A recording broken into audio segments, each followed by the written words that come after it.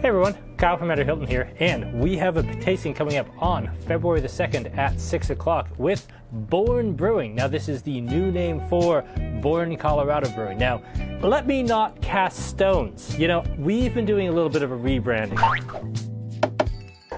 I have slowly been trying to get the store away from the logo that my father in 1985 stole from Heights Cellars and that we've used on our business cards since 1985 for no goddamn good reason. So I can't cast aspersions about branding. Moving on. Born Brewing, based in Calgary, across the street from Cabin. They've done a bunch of seasonals with Cabin. We've done a tasting of their beers under their old name before, but these are all their limited releases. These aren't the ones that are in Connect. These are the ones that I drove to Calgary and got special for this event. And we will have a guest from Born Brewing. We'll have Erin on. It's going to be great. So let's talk about what we got. With the old packaging, we have Second Summer Citra Pale Ale. With the new branding, and actually a beer to celebrate the rebranding, we have the very appropriately named Next Chapter Pale Ale. A charity beer here supporting Crohn's and colitis research. We have the cheeky Cranberry Orange Oat Pale Ale, which I'm very excited about. A lot of pale ales, and then we'll switch it up a little tiny bit. And we have the Poppy, which is kind of a West Flanders style sour brown. So 4 beers. Brewery we've done before, but none of these beers before, all exclusive down here, and a little bit of a talk about branding and changing names and how difficult that can be. So, all that and more coming up Wednesday, February the 2nd at 6 o'clock. See you then. Good evening, everyone. Welcome to our becoming very regular Wednesday night beer tastings. Almost up on our 2nd anniversary celebration. And I have had some people text me, actually this last week, asking when we're going to do our best of 2021.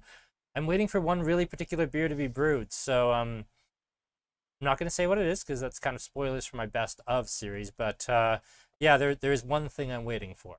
But that is not the topic for tonight. The topic tonight is Born Brewing out of Calgary, and I'm joined by 2 guests, actually, from Born Brewing, Wade Broun and Erin McQuitty from Born Brewing. Thank you both so much for joining us. This is going to be so much fun. Yeah, thanks for having us. Yeah, thank you for having us on. Oh, you are more than welcome. Thank you for joining us. And we have 4 beers in front of us. For everybody who's partaking, our tasting order tonight is the Cheeky Fruited Pale Ale, the Second Summer Citra Pale Ale, the Next Chapter Pale, and then finally finishing with the Poppy. So let's get some Cheeky Pale Ale in our glasses here. And folks, do you want to introduce Born Brewing for us and what you're about and where you got started and why people should be absolutely excited to drink your beer? Yeah, absolutely. So myself and Wade founded Born Brewing Company in 2018. At that point, we were known as Born Colorado Brewing, simply because Wade was born and raised in Colorado. That's where his idea for the brewery came from. That's where his passion for craft beer was born. And we just wanted to pay a little homage to that in our name. We then struggled through 2 and a bit years of people asking us the question, what's with Colorado? And assuming we weren't local and assuming we weren't from Calgary, fair enough. So last November, we decided to do a little bit of a rebrand and a name change. And we'll chat about that when we talk about the next chapter. Absolutely. Yeah, but yeah, we've been around since 2018. We have a tap room in Calgary. We are relatively small in the grand scheme of breweries, but we try to put out lots of different beers every year, and we really pride ourselves on creating a really diverse lineup that can appeal to a wide gamut of palates. Now, this isn't our first, for our channel, Born Brewing tasting, or it kind of is, because I think you were still going by Born Colorado the last time we did one of these. But yeah, we did your core range before, so now we're kind of switching over and doing all the seasonals. So let's introduce the Cheeky Pale Ale here. Yeah, awesome. So the Cheeky Pale Ale with cranberry and orange is a little pale ale that we did in collaboration with the Crohn's and Colitis Foundation. We're quite good friends with one of the, I guess, the founder of the organization, and we've done a couple different beers. So a little bit of tongue-in-cheek there, so to speak, on the name of this beer. And we wanted something that we could put out to restaurant partners, retailers, everything, and appeal to the audience that they were working with within their group. And we landed on a pale ale that's not maybe as traditional as maybe just a Northwest hopped pale ale with Cascade, Centennial, all that resin goodness, but something that we'd fruit, but with a bit of malt backbone. So you'll notice the color right off the bat has that amber flair to it. But you should, on the nose, you should be getting some like sweetness from both that cranberry and the orange that comes through and kind of just really lightens up a traditional pale ale with those notes that you might not find from just a hop base. There is Centennial in it, and there is Galena for just a small bit of bittering additions. And then the base is just traditional kind of pale ale. If someone has any questions specifically throughout the events at the end, I'm happy to kind of dive into a little bit of the details, what makes up those beers. But yeah, should be nice and bright, really crisp, and then real nice, light, fruity kind of refreshing aftertaste. So. One of our guests, actually, Chris, has a compliment for you. That whoever was working your tap room on Saturday morning was incredible. Apparently, Roldan was with a group of about 15 with no reservation, and their glasses were never empty. They were taken care of. They found tables. They were just really well looked after. So, from the comments, he thanks you. That's awesome. And yes, I did get a haircut. My twice a year that I do that. Thank you, everyone. More comments about the bloody haircut than the beer. Hopefully that does not continue. So cranberry and orange, like I normally wouldn't think of like a fruited pale ale as being a winter style, but cranberry and orange, this kind of works more as a winter beer, which I wouldn't have expected so much. I can see why you kind of brought this out in January, February. Yeah. We when we were making it with Bree, who's the founder of Crohn's colitis, she wanted something that would work in those winter months, and we had made a wit with her previously back in the spring of 2021, and yeah, it seemed like a kind of a fun way to play on a more kind of basic style that might appeal to a wider group than maybe a more adventurous beer might. We didn't put out a 9% Imperial Stout for the holidays, or we didn't put out a big rich Belgian style or any sort of that. We did a little bit out of the ordinary in terms of taking a summer style or just a year-round go-to and then fruited it with something that might remind you of like something that might be a mold cider or a mold wine or something with that cranberry and orange that comes through, right? Yeah, I definitely get the kind of mulled cider characteristic. That's really nice. I wouldn't have thought about it until you said it, but yeah, absolutely. And that was a bit of the inspiration. Just what do you think of? And you think of boxed oranges, cranberries are in half the things that we serve around the holidays. Okay, well, we might be able to work with something like that. So one of the brewers put together kind of a real neat little pale ale recipe that might have accentuated some of that. There's some oats that are in the backbone there, as albeit it's not a big New England, so it's not going to have this really pillowy mouthfeel to it. But there is the softness that comes through because of the oats that got put in there, which a lot of traditional pale ales, you wouldn't see oats in a Northwest pale ale. So I'm digging it. One thing that kind of occurs to me right away, you said you did a wit, you did a cranberry orange fruited ale for kind of the Christmas season. It sounds like you're playing with some different styles. Like it seemed like the last 18 months or so, everybody's seasonal has either been something like, this is our sour, this is our IPA, and what's coming out next? It's either going to be another IPA or another sour, where you're playing around with wits. You're doing, okay, granted, it is a sour, but it's like a Westlanders Brown, not a Kettle sour. And you're doing these, and you're doing wits. Like, are you playing around a little more with more different styles than perhaps some of the breweries in Calgary? I don't want to, cast any aspersions because they're my friends, but there are certainly some breweries that will remain nameless. That maybe do very little that isn't an IPA or a sour, and I have been accused of being too IPA and sour focused even on my own channel. We won't say yes, but we will agree with you. We have always said that there's a pretty wide range of palates out there, and at our tap room we have 10 taps, and we keep them filled with a wide range of styles, and that could be everything from Pilsner Lager up through a big bad Imperial Stout and everything in between. The one thing we don't foray into is you don't have any like wild fermented products on. We leave that to the other folks who are working in that range. That's the only kind of like foray I guess we really haven't stepped into. And but it's nice, we realize that when groups come in, not everyone wants a sour. Not everyone is a hophead. And if you are a hophead, we have that for you as well. We got 2 beers here that I think hop lovers will really take a liking to. And so we do. We always have a wide variety. Yeah, when we first opened our tap room, we actually didn't have an IPA on tap, and we caught a lot of flack from people for the first 4 months because we didn't have an IPA. We had 10 other beers, and we had this giant variety of styles. But we would have people walk in, and we didn't have an IPA, and they would just walk right back out the door. And I think it's just been something that's always really important to us is making sure we always have a wide variety on. And there are so many amazing beer styles out there aside from a New England IPA. Oh, it's a giant hophead from way back. How dare you? Yeah. We won't mention what next week's tasting is because it's a giant IPA tasting. But I have some questions coming in here. Sorry,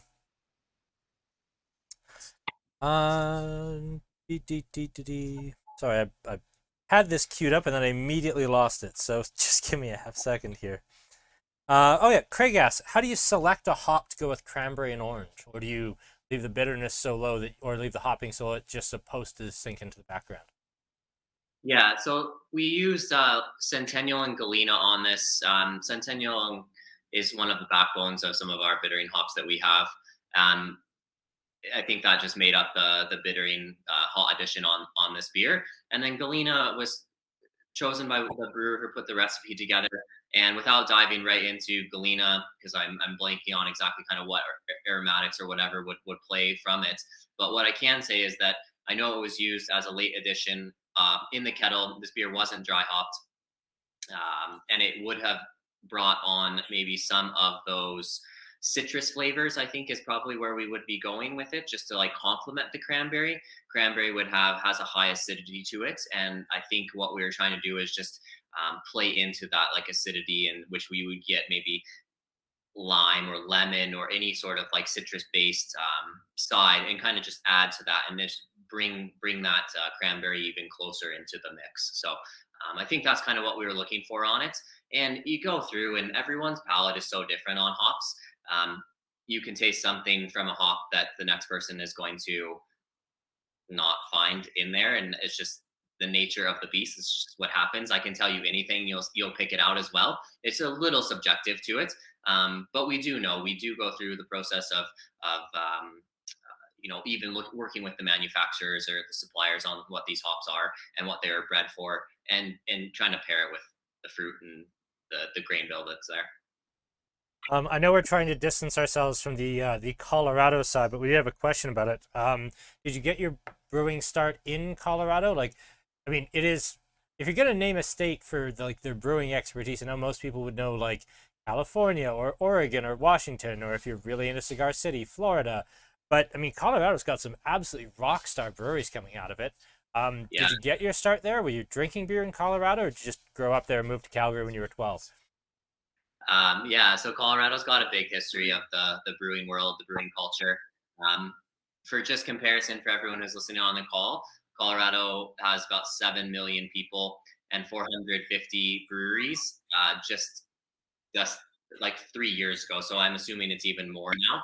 And Alberta is a very similar size, and we're maybe pushing 150, maybe pushing 175 or something now. So there is significant, I guess, history within Colorado for the brew scene. I did grow up there. I did drink a lot of beer there. My brewing did start in Colorado and Wyoming. It was very home-based brewing and with buds and whatnot, but that's where the passion started, and that's where this project kind of got its idea and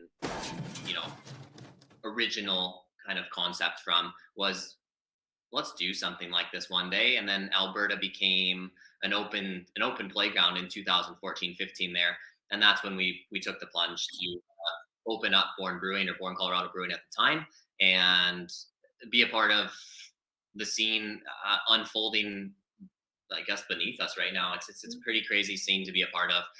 Portland did it years ago. Seattle did it years ago. Denver did it years ago, and we're doing it right now. It's very recent history for Alberta, so it's pretty neat.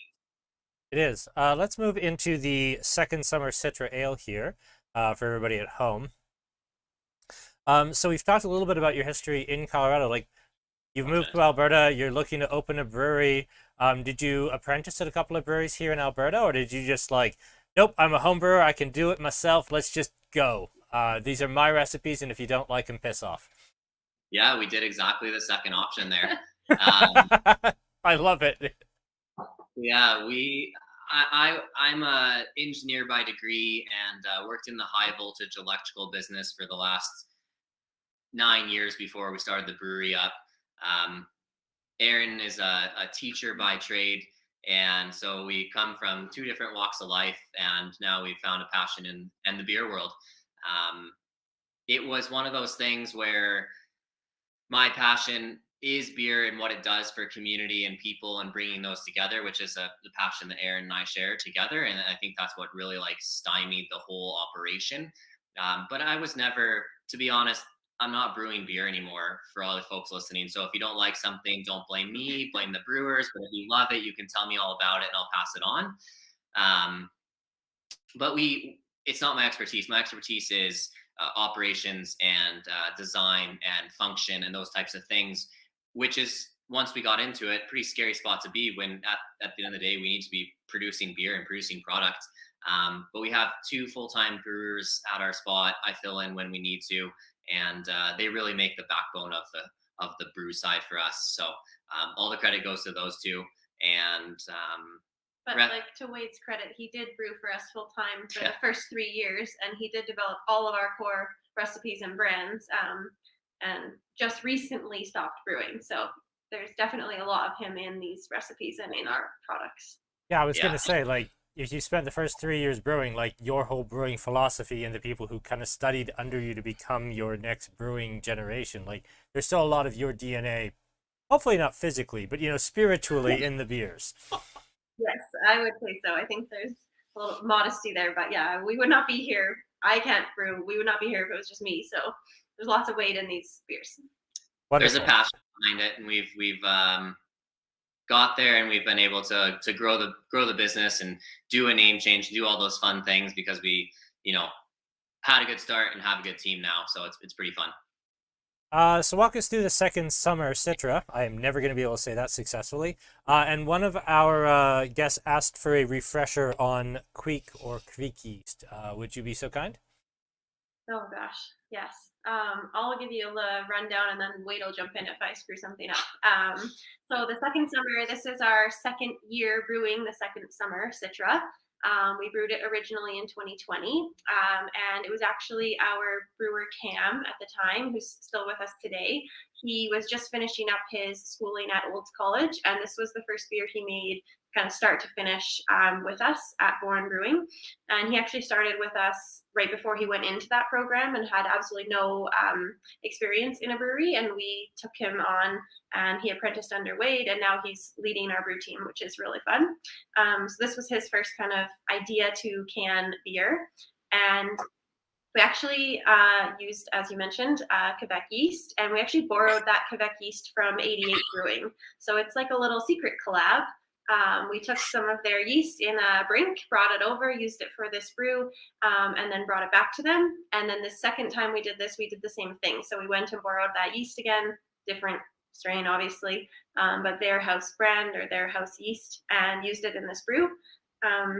And then, topped with Citra, obviously, right in the name. And it should be kind of a nice golden-y color. It's not overly hazy in the glass. It's definitely like cleared up a little bit, but it has lots of amazing tropical fruit flavor, and that's thanks to that yeast. And the fun thing with Quebec yeast is it just, correct me again if I'm wrong, but just ferments at a higher temperature, and it ferments very quickly. Yeah, so just to jump in on just the yeast specifically, so like Erin said, 88 Brewing ferments a couple different products with Quebec yeast, and they're willing to share some. It's just something that we're able to reuse and that type of thing, and we don't use it on a frequent basis, and so there's just no point for us to keep it around, keep it alive, so to speak. So what happens is this traditional ales get fermented, let's just say 20 degrees Celsius. We fermented this product at 28, I believe, degrees Celsius. So significantly warmer. You can almost touch the tank or the door when it's fermenting, and it feels hot. It's very strange. It's a very funky thing. But it's pretty neat. Ferments quick, ferments rapidly, part of that, but it also ferments quite clean. And when I say that, we're looking for a yeast to always clean up off flavors or clean up diacetyl or any of these other terms you might have heard of within the beer world. And the neat thing about it is it ferments hot, fast, and very clean. But at the same time, it accentuates some fruity and some esters and some profiles that come through that you could never create with hopping or any additives or whatever. It's strictly a yeast-based flavor. And it shouldn't taste yeasty per se, but within that product, you're just getting like a fruit bomb or a bit of like just this real forward facing. And yeah, Citra is a really neat hop and it can do so much, but that transformation from the dry hop with the yeast just lends itself really well. Hearing Lychee from the comments, so yeah, that's right on. Also, you look so much better on my phone than you do on the little monitor that we use here. You're very washed out on the very cheap monitor that we see here versus that. You look much better to the guests than you do for me, which is good. That's how it should go. Craig asks, in a small craft brewery, are the brewmasters working full time?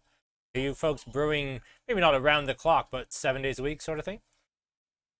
Yeah, we have, so like Wade mentioned, we have two brewers working for us currently, so Cam and Chelsea, and they are both graduates of the Olds Brewing program, and they both work for us full time. So brewing in our sense of the word does not mean simply brewing beer every day.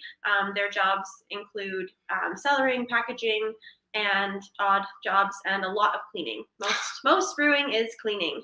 But yeah, they work for us full time, which is like 5 days a week. So sometimes that runs into a weekend or whatever, but usually Monday to Friday, pretty standard schedule. We're not a production facility in the sense of the word of a Sleeman's or a Molson or something where you are, shift brewing when it's 3 shifts a day, 7 days a week, that kind of thing. That's a league of its own, and that's not where we're at. But we're hopeful that in the next, even 2022 here, our plan is to bring on a third full-time brewer as well to be able to just push our production to that next level. So yeah, it's great. This actually circles back to a question I was going to say, because you talk about, shift brewing and the difficulties of maybe scaling up to a bigger brewery, which I've seen Bell's run 24 hours and maybe not see a huge hit in quality out of Michigan, but I found a lot of breweries, when they start getting to that level where they're brewing in shifts and running 24 hours a day, the quality tends to take a hit. But my question was actually more, you said you took the second option of just like going straight from home brewing into production brewing. How is it like scaling up those recipes? And how is the headaches of seeing, my homebrew setup doesn't quite scale 1-to-1 with like a commercial brewery? Yeah, 100%. Scaling doesn't work linear, that's for sure. I think the biggest challenge that we faced was just changing up the equipment usage and working with professional brewing equipment. And it's at this point, it's just as easy as a small little 5-gallon setup that you have at your house. But it just takes that scale up, and the recipes I think we're able to dial in quicker than maybe the actual methodology that you were doing at the production facility, because it's all the same. You're mashing, you're boiling, you're transferring into a fermenter, and adding yeast. All the principles are the same, but everything's just bigger. Everything's just more, longer hoses, different accessories, all that stuff. Then I think that was the biggest challenge from a home brewer into the production world, is just working with that. And I'm a technical guy. I love that stuff. And even for me, going through it, it was one of those spots where the business, we needed product and we needed to be able to move, beer and sell and do all those fun things. And that lent itself to making everything, we had to have everything working. And so there's some late nights or some overnights or whatever you want to say. And, but we're at a different spot 5 years later. So happy about that. Beautiful. I'm going to get to a couple more questions before I get my last swallow here of the second summer. Kevin asked, do you have a house yeast? Like, I know this is done with the creek yeast, but do you have a house yeast for like most of your ales at least? I'm sure your lagers obviously done something different. Yeah, we keep two house strains around, like kind of on a rotating basis where we'll repitch and reutilize. So we have a Cali strain that we use, and for a lot of our ale-based beers, and then the New England's for the most part. If folks on the call are familiar with our core product, Chapter 11, this next chapter that we're about to taste here as well, we use a foggy London from Escarpment Labs as well for all the New Englands that we're doing. So we keep two house strains around. We'll bring in other yeast strains to do one-offs, lagers, wits, Belgian, whatever it might be. We might pull in a specific strain, and to be quite honest, I talk about us sharing this Kvike yeast, but yeast gets shared around the brewing world maybe more than people lead on about. It's something that's a commodity, and it can either be reutilized or it can kind of be disposed of. And if someone's done with it and it's still a lot of life left in that yeast, there's no reason that it can't be rebrewed into. There is a risk, cleanliness and sanitation and all those things. And that's something that you need to be on a really good, I guess, rapport with whoever you're working with, and have a bit of like Trust. Yeah, a bit of trust in that situation. But it's pretty fun because what it allows us to do is experiment and try new things. So Awesome. So let's move into kind of the big topical question here as we move into the next chapter. Tell us about the fun and difficulties and wonderful side of rebranding, kind of 4 years in. yeah. Wade wanted to rebrand and rename probably a year in, and I fought him every step of the way. I just could not fathom how much work that would be. And I felt like people would just get used to it and it would be fine. And they didn't get used to it, and it wasn't fine. And if you were at our tap room and you asked us the question, "What's with the Colorado? I don't get it." And we could have a really great conversation with you. It actually was such a great opportunity to connect with someone. But in a store or on a menu, if you read Colorado and you just assumed we weren't local and we weren't there to share that story with you, or the server that day didn't feel like explaining it, or the staff at the liquor store didn't know, then it actually became this hindrance for us, where we were seeing this surge in people wanting to support local, and we weren't being perceived as local. And so I finally gave in, and we went for it in November of 2021. And we dropped the Colorado. We kept it as Born Brewing because most of our really kind of steadfast customers really just called us Born anyways. That was their sort of slang term for our brewery. And a lot of our neighboring breweries and friends also just called us Born. So we just kind of went with that. And at the end of the day, when we really talk about it anyways, Born Colorado was all about kind of thinking about where that passion came from, what drove us, what made us want to go out and do this. And so dropping off that Colorado, really now it's just, where's your passion born of, and go do it, go follow it. It doesn't matter what it's born of.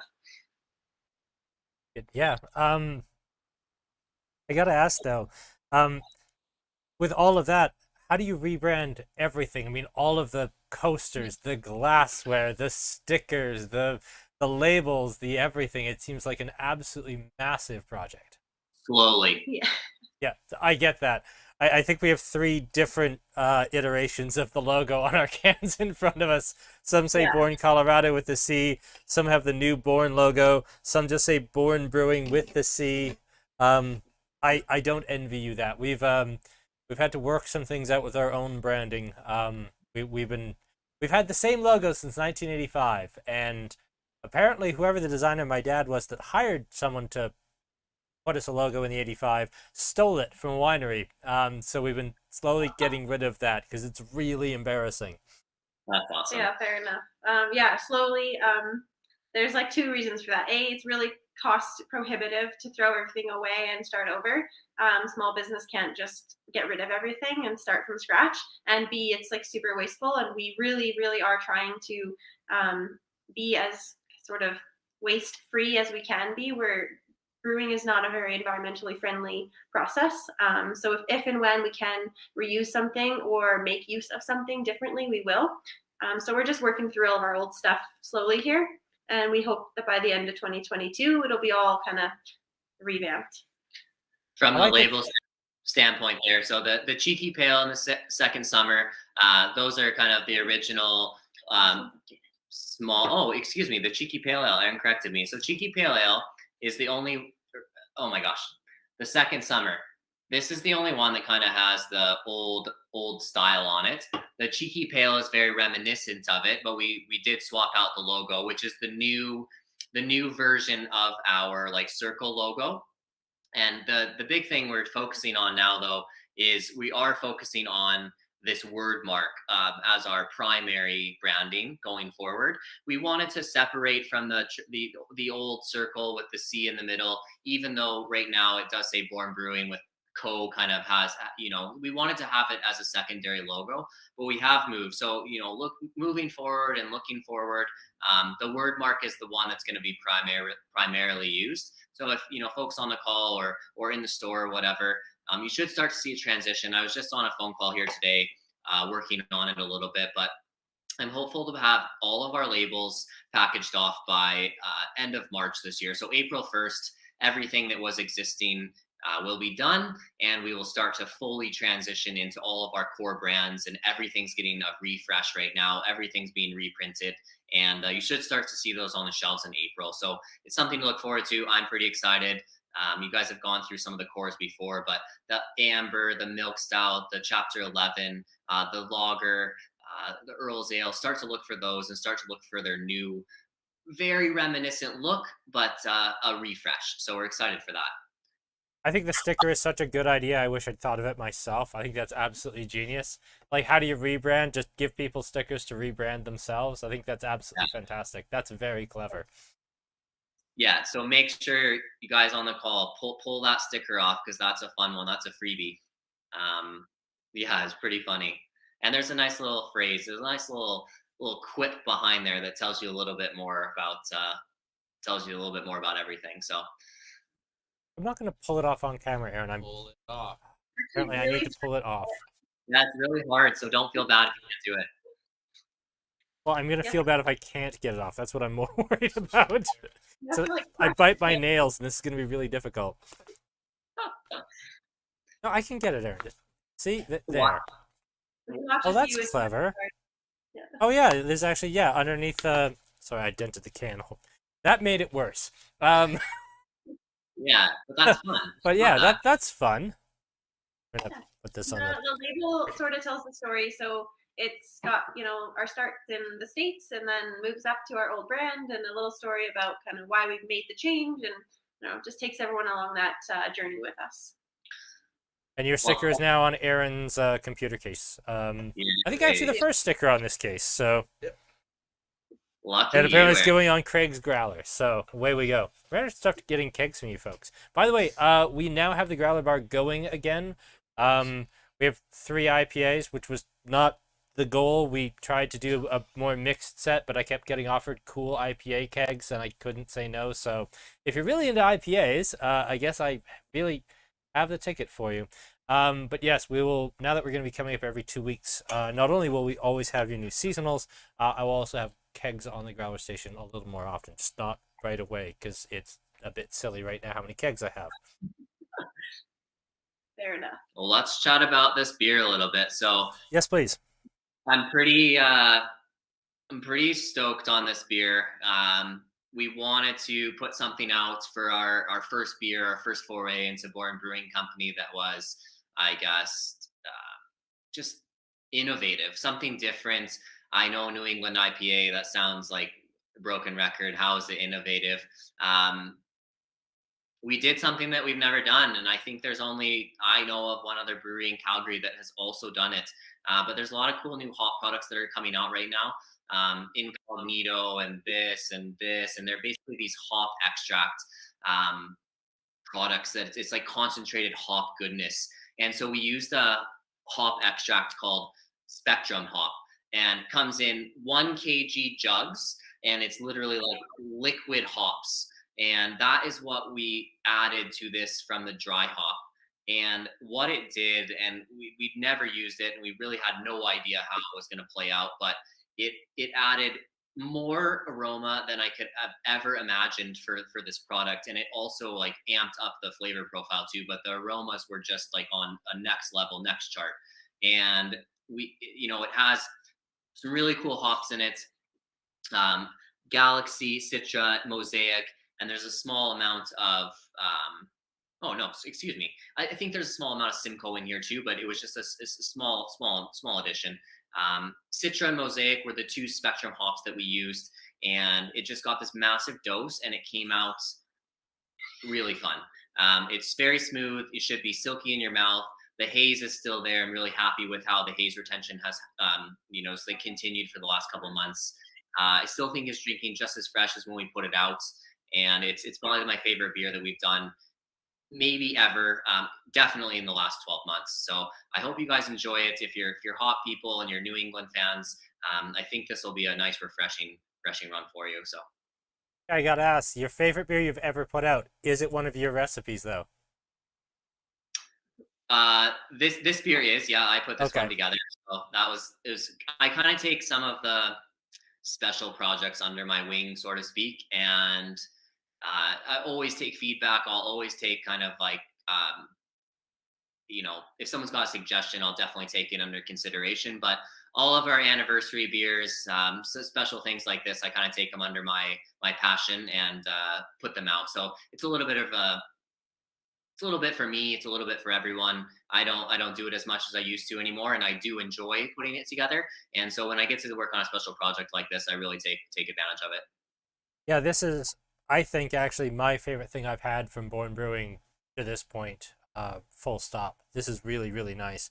I've gone in a couple of times, like a bit incognito, and just like I was picking up cab, and it's like, oh, let's just stick my nose, and I don't have to tell them who I am. I'll grab a couple of beers at the counter. This is really, really nice. I think this is, yeah, very close to my favorite thing. But again, I'm a hopeless hophead from way back. I can remember buying Red Racer by the flat and thinking it was like the most genius thing ever, 15 years ago or whatever. But yeah, I really like this. This is beautiful. And I forget what it racks in at. I think it's like a true 7.5%. I don't think we waffled more than 0.1 on this one. I think it drinks so smooth for the ABV. I think you could go higher with it, but I think 7.5 is just a really nice, like, happy medium for like a big NEIPA like this. Our chapter 11 is 6%. So we wanted to basically take that, swap up some things, add the spectrum hop into it, and just amp it up a lot. We've done another product as well called Born. It was before we changed our name. It's similar. The can looks kind of similar. It's kind of eerie how it happened, but it's Born Blank, and it's a double New England IPA. And I think this is going to replace that moving forward in terms of our like higher gravity offering for a New England. So we're pretty excited about that. Beautiful. One more question before we cut to me doing the quick promo for next week. Eric asked about your water profiles. Are you manipulating your water profile? What's your water like in the brewery? Yeah, so we're on city water.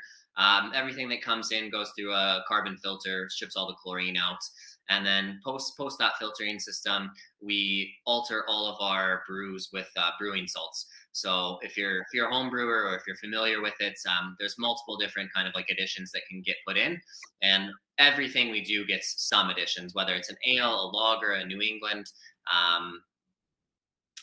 Our chloride sulfite ratio for our New Englands is significantly higher. We really amp it up to really try to accentuate that pillowy mouthfeel on these ones. And then, some of our lagers and whatnot, we're really trying to dial it back and accentuate other flavor profiles. Or if we want some bitterness in there, we're trying to do something else. And so they all get changed around. We do not have like a soft water system where we would completely build our water up. It's a pretty neat thing to be able to do, and there's definitely some folks in Calgary and Alberta that do have those systems, but they're focused on lagers, pilsners all the time. It's just something we are not doing on a consistent basis year round. Like 90% of our beers aren't lager pilsners, and it's just something we're down the road. If we get to that spot, maybe we'll invest into that kind of technology. But we just do that, and yeah. Outstanding. Thank you. I'm going to quickly steal 30 seconds to talk about next week. Next week is kind of Kyle's Hophead Comfort Week. I wanted something very comforting. It's been a rough couple of weeks here, and I just wanted something for me. And as it happened, Superflux finally came back into the province after almost a month and a half away, and we have some manana to taste, so we're going to do that. That's always just a classic. I mean, that's maybe just the bait on the hook to get people involved. Next up from Four Winds, we have Extra Lux, their hazy IPA, whose name I can never remember. I kept wanting to do a tasting of the whole series like this. They have 4 beers in the series. They're never in stock at the exact same time ever, so we're going to do this one on its own because I've kind of given up on doing the series. And then finally, from Fieldhouse Brewing, 2 brand new beers for us. The Eldorado Simcoe Strata IPA, as well as the Sabro Citra Coconut IPA. So that will be next week, $20 for the tasting, as always. I've put an email out to Fieldhouse to see if we can get a guest from them, but we shall see. I've heard nothing back at this time. So I will, actually, if you'll forgive me, I'm going to take 2 seconds here because I actually need a bathroom break. So I will throw it over to you two to answer one question about what higher gravity means, and then to introduce the poppy, and then I will be back in about 1 minute here. Yeah, I'll address the question of higher gravity, and then I'll let Erin introduce the poppy to everyone here. But higher gravity is just some terminology that we use in the brewing world of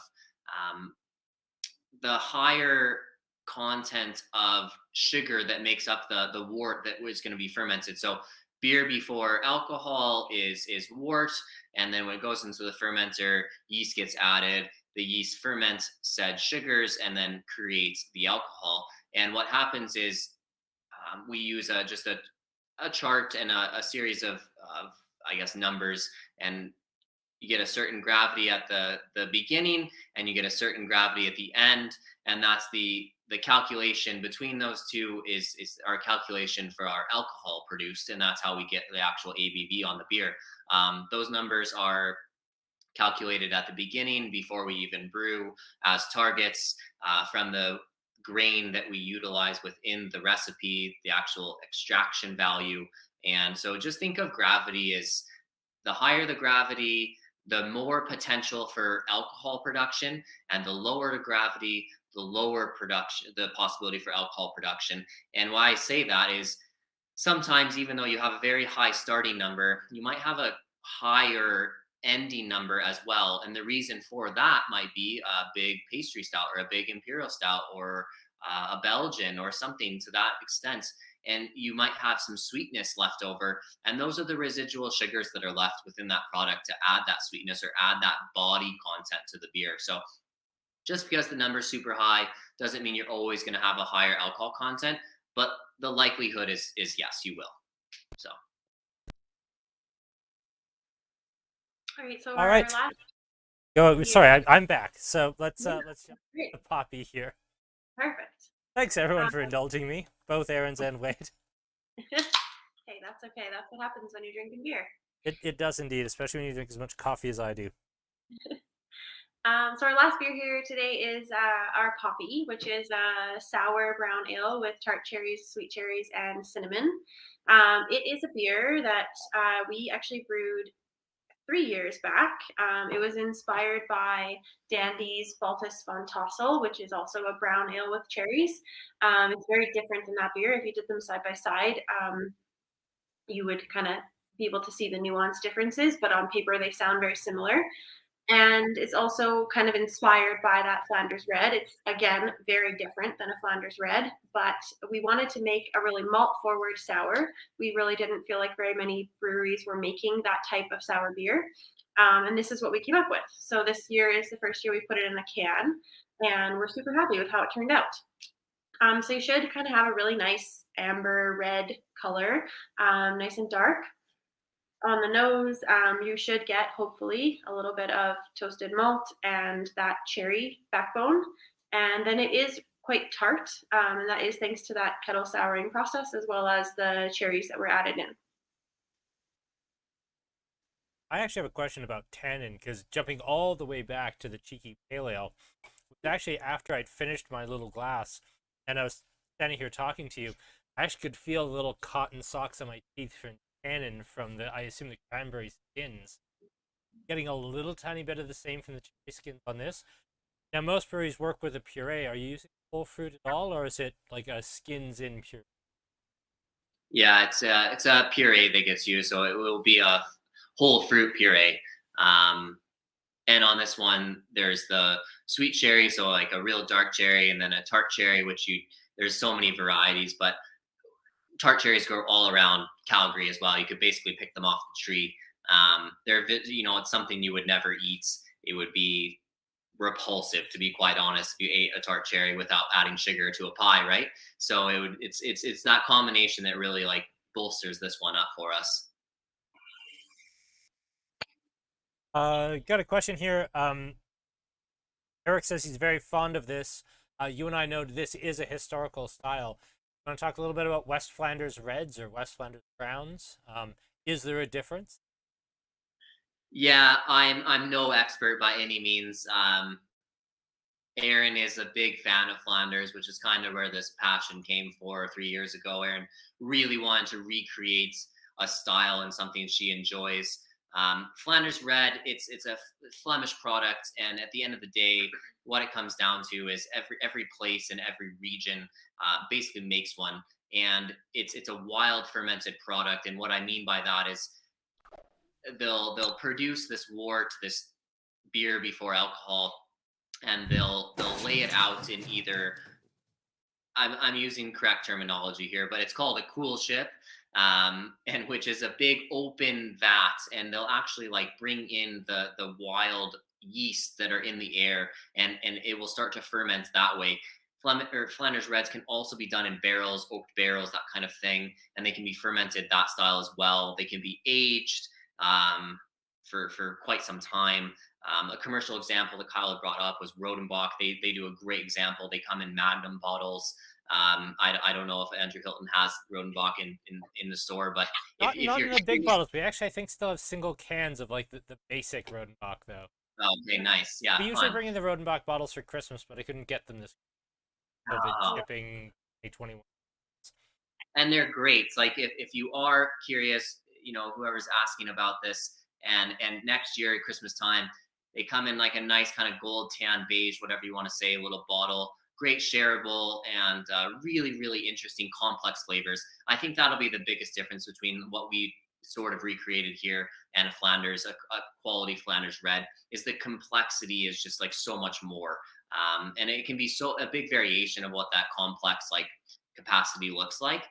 But it just has a lot more going on in the backbone, and we just don't have the tech or the equipment or whatnot to produce something like that at our facility. So a kettle sour is what we can do, and this kettle sour brown is quite fun. It's quite good representation of a multi sour brown ale from a kettle sour perspective. So. Another just a note on that is Annex actually put out like a Inspired Again by Flanders product right before Christmas this year, and I don't know if they have any more available, but it was a barrel-aged food-earned product, and I am blanking on the name right now, but it was delicious. And from a like sponsored content. Yes, that's the one. Yeah, not that you're sponsoring the content. I think the beer was actually called Sponsored Content. Yes. Yes, absolutely. That was the one, and it was really, really good. It was really good.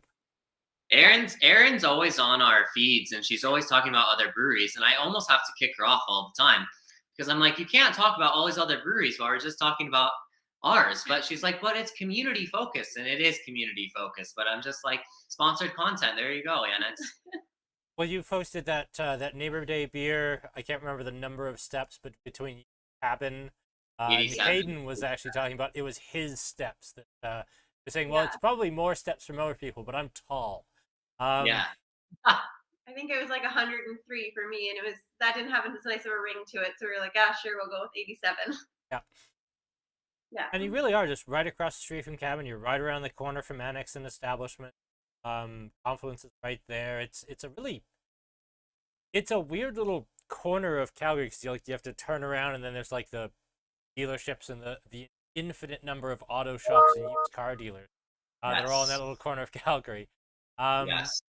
but yeah, it's such a nice little area. Like, I don't know if it's walkable, but I might bring a bike and bike it. We encourage both. In the summertime, there's pedestrians, bikes galore. Come down if you're in town, or if you live here or whatever. Really, really good like walkability in the summertime, especially kind of in the evenings when the commercial and the business traffic is gone.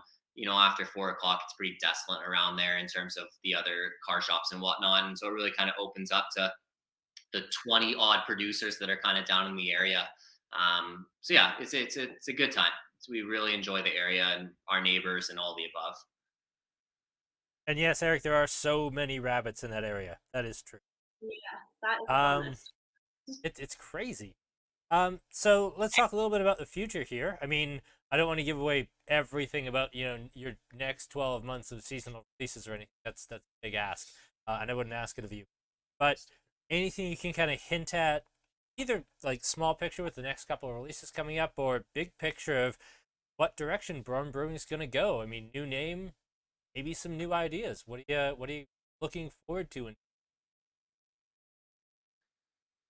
Yeah, I think just from like conceptual standpoint on what we're doing this year, if you're familiar with the brand at all, last year we did a series project, put out 4 different beers per month. We got 10 months in, so we missed 8 different beers, I think.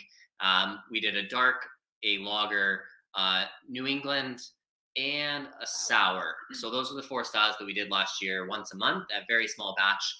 Very fun, very taxing on our staff, our sales team, everything.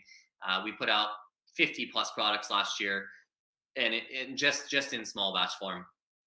We dialed that back this year. We dialed back the styles, but we amped up the volume this year, and we're really trying to get the product out to the people, so to speak. So expect to see big releases every month and a bit of our small batch stuff, which you guys sampled here today. And that being said, the idea is we just want to be able to get it out to a wider audience, and we weren't able to do that as much last year with the small batches and our tank sizes and that small style. They just sold out too fast, and it kind of lost a bit of the idea behind it, and that's not what we want. So innovation wise and enlighten and kind of forecast for everyone here. We'll give you one. Erin will give you the next beer that we're releasing, so everyone can know what that is. But what other fun things to have going on? We got some really crazy stuff coming up for April. That'll be our 4-year anniversary. Expect to see beer releases. Expect to see like new stuff we've never put out. We've always done anniversary beers. This year we might do a few extras, so stay tuned for that. I got barrels showing up this week, so we're gonna have barrel aged product coming out at the end of the year. We've done only 1 barrel release ever, and just have enough team now to be able to like kind of sustain that. So I'm pretty excited for that. There should be some like kegs available of the pre-barrel conditioned product soon. So if we're still here, everyone's going to get a bit of like a sneak peek into what that might be after it gets barrel aged. So that's pretty exciting. And just some really neat stuff. We've forecasted out the entire brew schedule for the year with some room for flexibility. And we got some old favorites and some new stuff on the dock. So yeah, just stay tuned to our social media and some of our marketing channels, and should see some new really fun things pop up. So awesome. I've had nothing but popular responses here. Like, there's been nothing but love here on my end. So thank you both so much. Erin, you were going to say something? Yeah, I was just going to give you a little sneak peek. So tomorrow on our social, we're going to release our First Love, which is a hazelnut pastry stout. So that'll be coming up. I know Kyle's coming up on Tuesday to pick that up. And then end of the month, we've got a tropical Berliner Weiss coming out. I know that will be making its way back to Lethbridge with you as well. And just last week, we released our Opposite Day, which is an amber lager. We actually made that beer sort of accidentally. It was a very well-made beer and nothing went wrong with the beer. We just didn't we didn't need that beer, and our brewer kind of miscommunicated what we needed, and she made that style inadvertently last year, and we ended up with this product we hadn't planned for, and then it won gold at the Alberta Small Brewers Awards. Funny how these things sometimes happen. Yeah. Yeah. So we remade that and we put that out last week. So that's been pretty fun. And then we're also working on, we've called it the Passion Project. So we're looking for local artists, entrepreneurs, organizations, foundations, charities, whatever it may be. If you want to use our platform, which is beer, to promote your cause, we're taking kind of applications. We love, just like the Cheeky Pale Ale, we love to work with community organizations and to help promote other people's passions using our passion. So we'll make at least 3 or 4 of these kind of passion project beers this year, and we will sell that product and then take the proceeds to support whatever that cause or artist or organization or foundation may be. Awesome. Thank you so much for doing it. Yeah, thanks for having us on. We appreciate it as well. No, this was great. And for anyone who complained that last week was too short, we are almost up to the hour, so we're fine. Last week was a little, but this week's was almost an hour. So thank you both so much for doing this. I'll ask you to stick around for me for 2 minutes here while I quickly wrap up. So yeah, thank you to all of you for watching as well. This was a lot of fun. If I'm going to pick one favorite, you're going to be wildly unsurprised to learn it was yay. Although I really have strong feelings about this Westlanders Red. I really like it. Next week, we do have Kyle's Comfort Week IPA tasting. It's going to be a lot of fun for me. Hopefully it's fun for you too. But for now, I've been Kyle. Erin and Wade, thank you so much. Erin and Sky on the production side, thank you both. Have a wonderful night, everyone. Thank you for tuning in.